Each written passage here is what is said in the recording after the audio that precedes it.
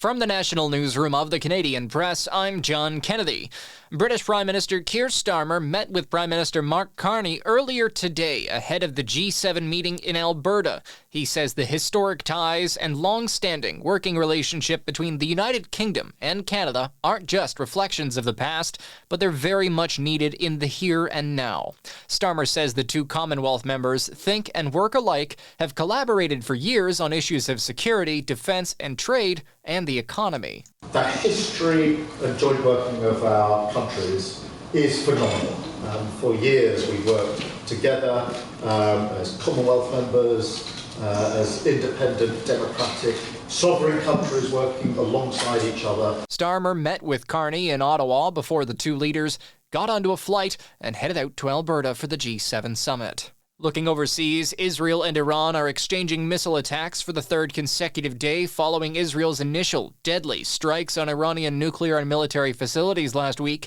Israel's ambassador to the U.S., Michael Leider, told ABC's This Week Today that Israeli strikes will continue. This series of strikes is not going to end today or tomorrow, but only at a period of time, which may take weeks, when we are absolutely certain that the nuclear infrastructure with the intention of weaponizing and threatening Israel is terminated. Iran's UN ambassador said 78 people had been killed, more than 320 others had been wounded since the strikes began. There's been no official update on the death toll since yesterday.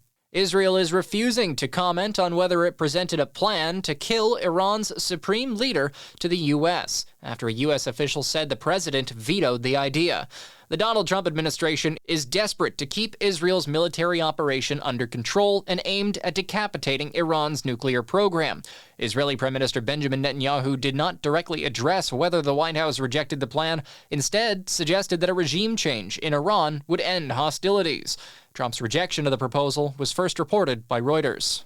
Tomorrow, the premiers of Atlantic Canada and Ontario are headed to Boston, pursuing negotiations with American governors to mitigate the effects of U.S. tariffs on their economies. Massachusetts Governor Maura Healey will host a meeting alongside New England governors with the hopes of discussing how they can work together and maintain economic relationships in the face of Donald Trump's tariffs. Healey has said Canada is Massachusetts' #1 trading partner, noting businesses and residents all benefit from the relationship. Naira Ahmed, The Canadian Press. And director Sean Levy and rock band Our Lady Peace were among the 9 Canadian names honored at Canada's Walk of Fame induction ceremony. The Toronto International Film Festival is also receiving a star on the sidewalks of Toronto's entertainment district. This is The Canadian Press.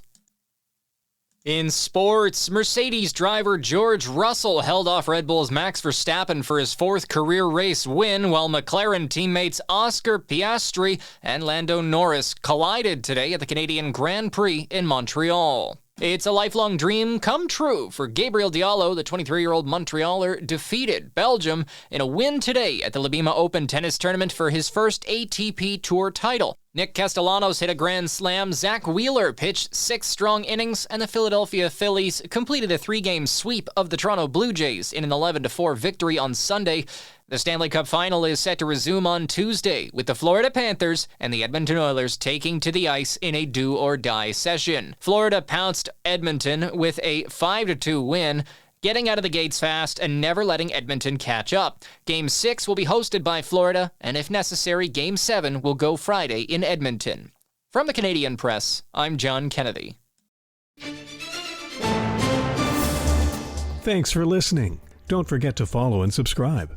For more of today's top stories, visit thecanadianpressnews.ca.